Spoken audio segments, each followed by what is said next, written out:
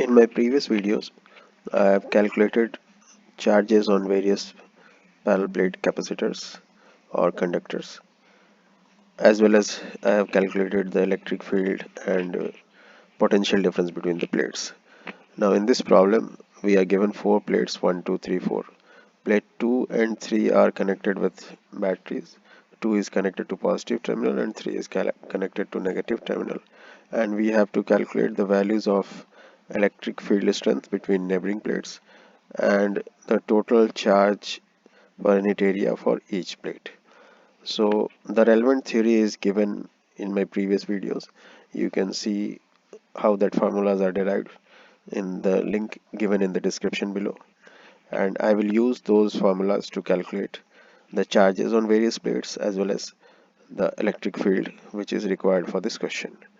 So let us consider this four plates. This is our plate 1, this is our plate 2, this is our plate 3, and this is our plate 4. So this is our plate 4. So given in this question is that the first and the fourth plate are connected by an electric conductor, and initially there were no charges on first plate and fourth plate. So total charge for this isolated plate system, in this case 1 and 4 constitute our isolated plate system, so Q1 plus Q4 will be 0. Now second plate and third plate are connected with battery, where second plate is connected with positive terminal and third plate is connected with a negative terminal. So second plate will have a positive charge plus Q, and third plate will have a negative charge minus Q. So we can say that Q2 equals to Q and Q3 equals to minus Q.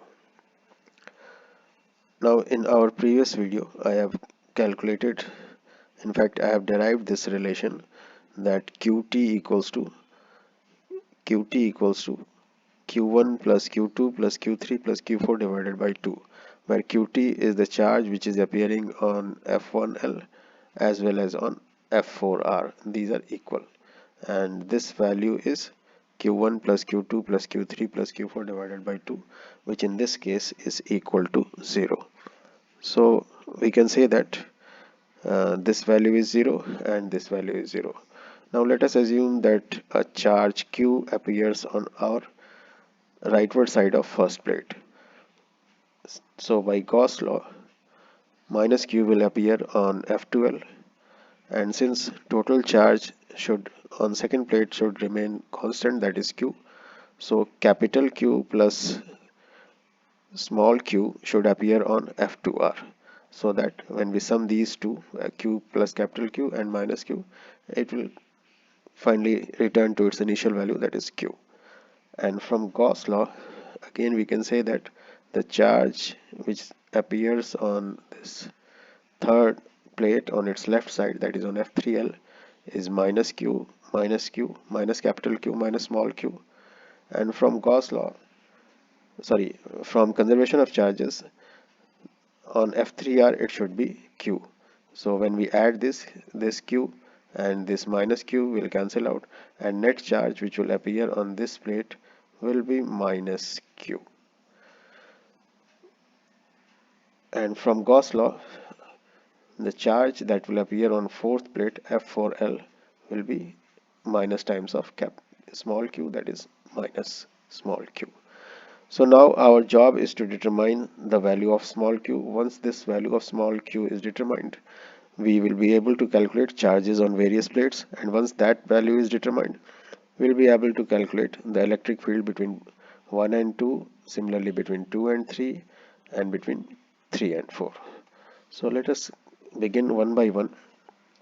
First we will calculate potential difference between plate 1 and 2. This is our plate potential difference between 1 and 2. So we have derived earlier in my previous video. You can see that video to confirm this theory. The link is given in the description, that the potential difference, that is V12, is proportional to the charge which is appearing on the left side of the gap between 1 and 2, that is the charge Q. And this V1 minus V2 is Q by epsilon naught into A into D. Likewise for this second plate and third plate, the potential difference will be proportional to the charge which is appearing on the faces. So it is proportional to capital Q plus small q. So we can say that V2 minus V3 is capital Q plus small q divided by epsilon naught A into D. In the same manner, we can say that on between third and fourth plate, the potential difference is proportional to the charge which is appearing on the left of the space between 3 and 4, that is this value Q. So potential difference between 3 and 4 is Q by epsilon naught into A into D. So now we have calculated these potential differences, and once we calculate this value Q, we are able to solve this question. So in order to do that, we have calculated all these values, and when we sum these four together, we will get V1 minus V4, which is equal to capital Q plus 3Q divided by epsilon naught into A into D. And this value has to be 0 because plate 1 and 4, these two are at same potential because they are connected by a conducting wire.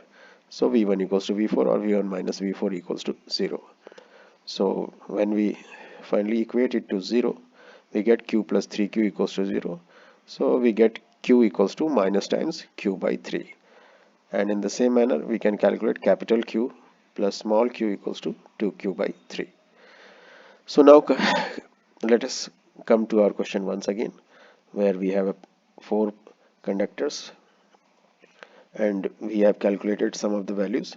Like Qt we have calculated as 0 and 0, that is the charges appearing on fourth plate is 0 in this case. So this value is 0 and this value is 0.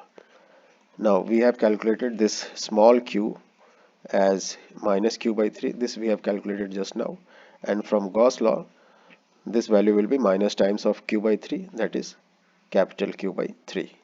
And since this total charge on the plate, second plate, this is our second plate, has to be q, so charge appearing on this F1R should be 2Q by 3, so that they add to a value of q. And from Gauss law, this charge should be minus 2Q by 3, it is minus times of 2Q by 3.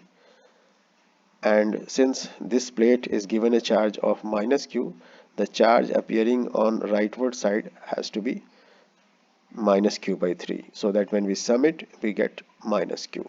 And from Gauss law, we get this value as minus times of q, minus q by 3, that is q by 3. So now we have calculated all the charges on all the faces of this parallel plate conductors. So we can calculate the potential difference between 2 and 3. This is our plate 2 and this is our plate 3. So potential difference between plate 2 and 3 will be proportional to this charge 2Q by 3. So we can write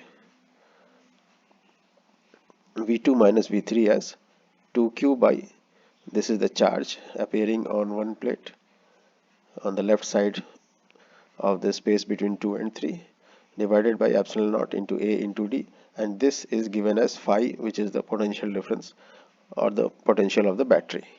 So we can write, when we equate these two, we get this relation, that is Q by 3 epsilon naught A equals to phi by 2D.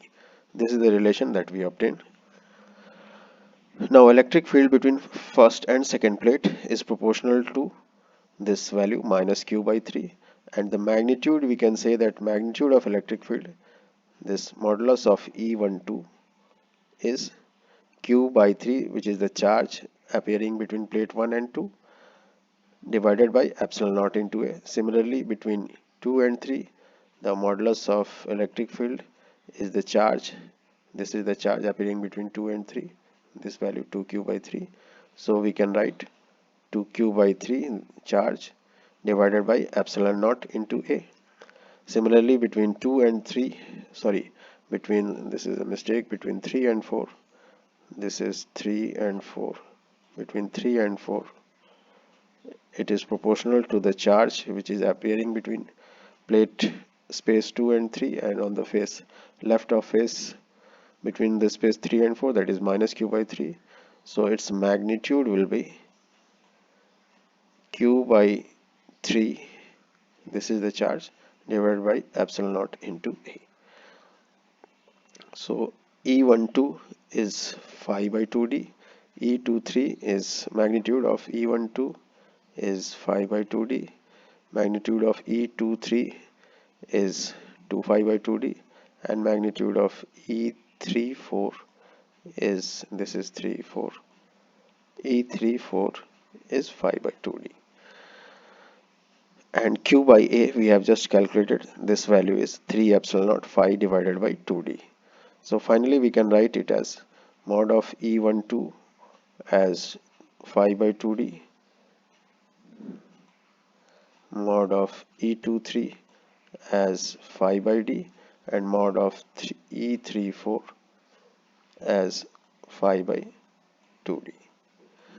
So this was asked in the question. We have to calculate the electric field between 1 2, 2 3 and 3 4, and the charge appearing on various surfaces, that is q by A we have calculated at 3 epsilon naught phi divided by 2d, and small q by A is q by 3a, that is epsilon naught phi by 2d.